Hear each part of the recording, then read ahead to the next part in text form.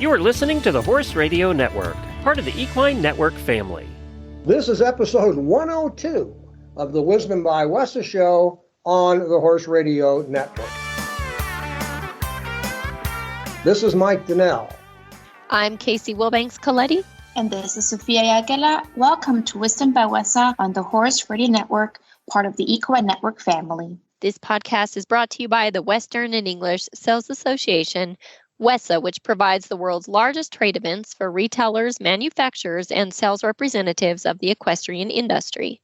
In this podcast, we feature exclusive interviews with noteworthy Western and English personalities, retailers, and exhibitors who you've always wanted to talk to. Don't miss out on all the news for manufacturers and retailers in the equine industry. The WESA trade show kicks off in just 2 weeks. How should buyers prepare to get the most out of their time at WESA, Sophia? The countdown is coming to an end, and the excitement for the show is honestly super high already. And all of the temp spaces on the 11th floor are sold out, and the new section on the 10th floor is also full. And as we've never added another floor to the DMC, buyers should definitely bring some extra time or book appointments in advance. And you can find the contact details of the exhibitors in the WESA directory, which was mailed, or the WESA Trade Show app. And then just in general, the buyers can use that directory and the app and also the on-site monitors for really just all the information, including the floor plans, the listings by category, exhibitor, or line, and of course the events, perks, and tips. And my personal tip is to use the WESA Trade Show app specifically for the floor plans, just because you can zoom in and then better find the spaces that you're actually looking for and how to get there. Can you walk us through what buyers should do once they arrive? Yes, so there are 3 basic scenarios for buyers. So if you have a badge already because you pre-registered, you can just bring it and you're pretty much already on your way without standing in line. If you don't have a badge yet, but you have been to a WESA trade show recently, then you can walk over to the registration area on the first floor and show us your business card, and we'll just get you registered on site. If you've never been to a WESA trade show before, then just take a look at the requirements on wesatradeshow.com and bring the copies of what's needed. We'll create an account for you and register you. And if you listen to this in the days leading up to January 12th and the official kickoff of the WESA trade show, then you can also email Tracy Anderson at tanderson@wesatradeshow.com, and she'll work with you to get your account set ahead of time. And then just for everyone, just when you get there, grab a badge holder and some of the goodies by the registration area and head up to the WESA floors. There are some elevators that stop at the WESA floors only, so it gets you there a little bit quicker. Again, those floors are 10, 11, and 14. And of course, don't forget to tag us in your pictures and use hashtag WESA Trade Show. Scott Stickley's career in the Western world started off as a young high school calf roper who qualified for the National High School Finals 3 times. Then he went to Texas and switched to steer roping and was a 1990 PRCA Rookie of the Year. Now, when not roping, he held several jobs, including working in a Western wear store where he was recruited to become a sales representative for Professional's Choice. Certainly the switch was a good one, because Scott was named WESA's 2023 Salesperson of the Year. But anyone who follows the steer roping world knows he still competes at a pretty high level. Scott found time between selling and roping to chat with us.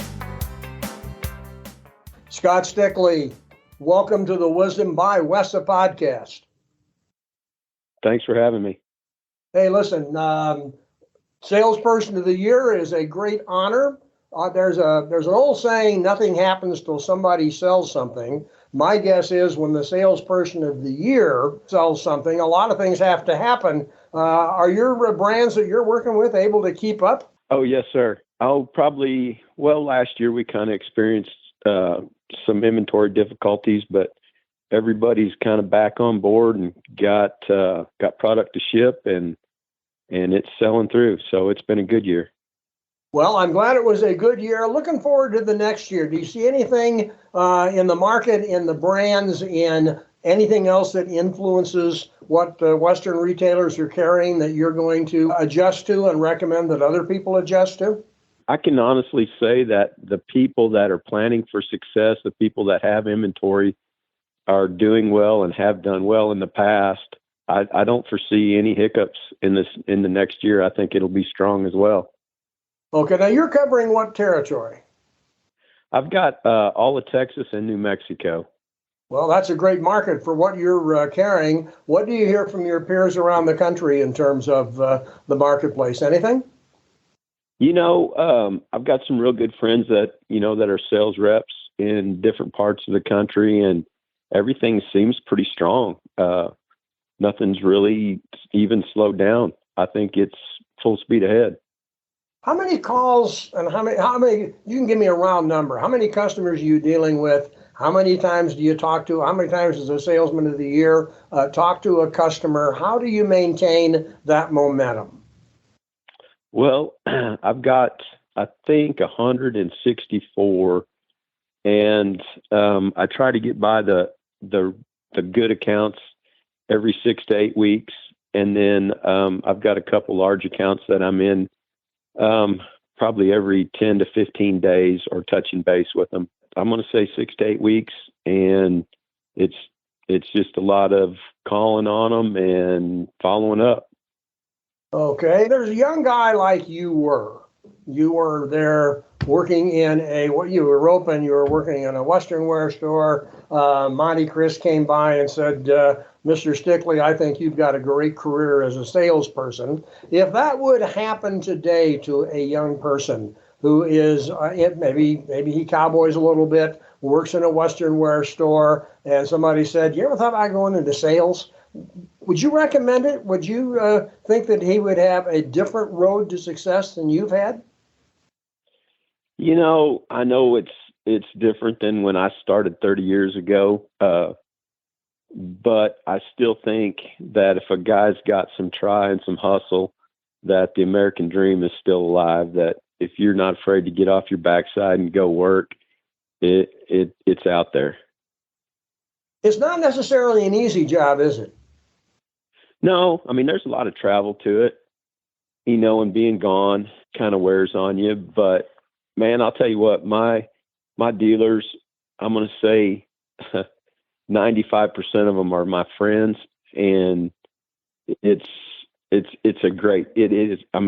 a great job for me. I mean, I go visit with my friends and do a little business along the way. Well, that's half the definition of if you have a great job, you'll never work a day in your life. And based Correct. on those criteria, you're not working. No, that's right. You're just out there roping and selling a few pairs of some rings or some boots or something like that. There you go. I just drive around and BS a little bit. That's great. It's always interesting to me, the competitive market of this nature. There's a lot of great products. You have to believe in the products that you're selling. For me, anytime somebody comes to me with, this is cliche, but a pyramid scheme or something, I'm like, I can't sell something I don't believe in. And so I always think about that because, obviously you believe in the products that you're selling.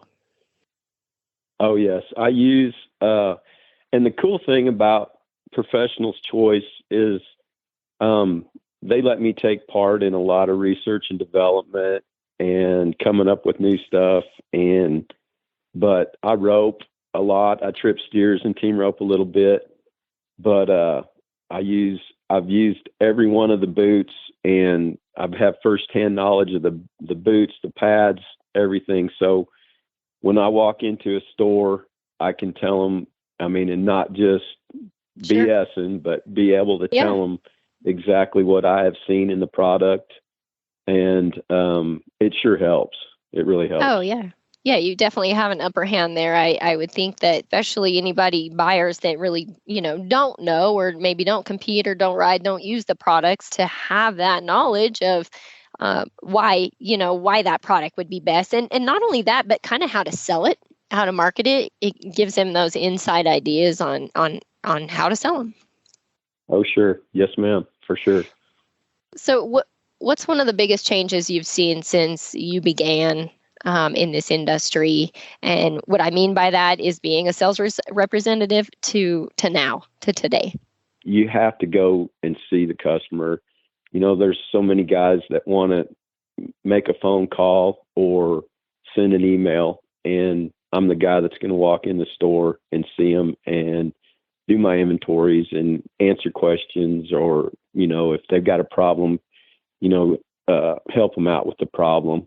So that aspect of it, hasn't changed, but the technology in all of the products that are out there now, from sports medicine boots to pads, there is so many new and different materials, and just the way they fit. It has changed so much in the past 30 years. It's crazy.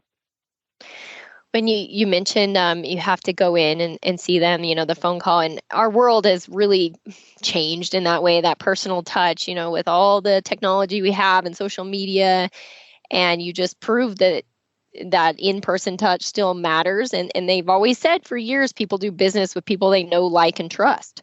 And that's pretty much what you just explained.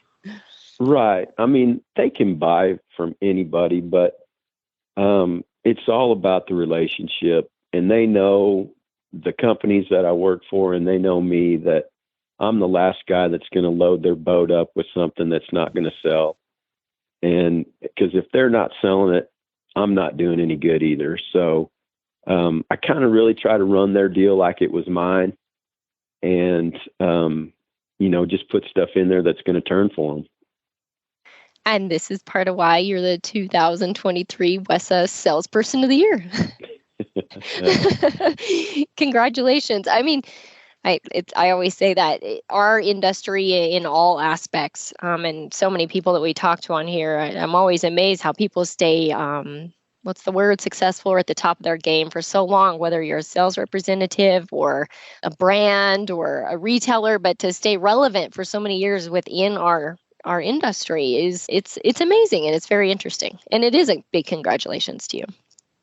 Well, thank you. But, and I've seen so many times through the years that people that were successful, and then they quit roping, or they quit going to ropings or rodeos or barrel racings or whatever. And I can honestly say that in the companies that I worked for, from Professional's Choice to Fastback to Dutton Bits, I mean, they're all out there banging. I mean, they rope and rodeo, so everybody uses a product. And so the dealer and the customer, the retail customer, can feel happy that the products are tried and true and tested. Yeah, I agree. Mike, anything else to add? Well, a couple of things. Number one, have the retailers changed in what they're expecting from a salesperson, and how they want to go to market, and what they expect of that partnership to continue to generate revenue? Oh, yes, sir. I mean, there's more computer work. There's a lot of reports and a lot of information that all my companies can generate for them to show them what is selling and what's sold through, and all the reports like that really help them plan their inventories. And enables you to help them do that. Yes, sir. Okay. Well, listen, I think we pretty much covered the waterfront, except I do want to chat just a little bit. This is the Wisdom by WESA podcast, and so we bring WESA up for a point of conversation. You've been involved with the organization for some time, but tell me how you see WESA fitting into the kind of work that you do. Well, it's a great organization, and with the markets and the people that run them, it's a great team. The stuff that they put on really helps the big dealers to the little mom and pop stores. They can come see everything, and it's just a great organization. Well, I'm glad to hear you say that, and I hope they help you sell some product. Oh, for sure. Maybe this won't be the first time we talk when you get to be Salesperson of the Year. Hey, Casey. Yes, sir. Kate, I'm a big fan. I listen to you on RFD radio and stuff. Oh, and kind of followed your husband and stuff through his career. Nice. So it was an honor to talk to you.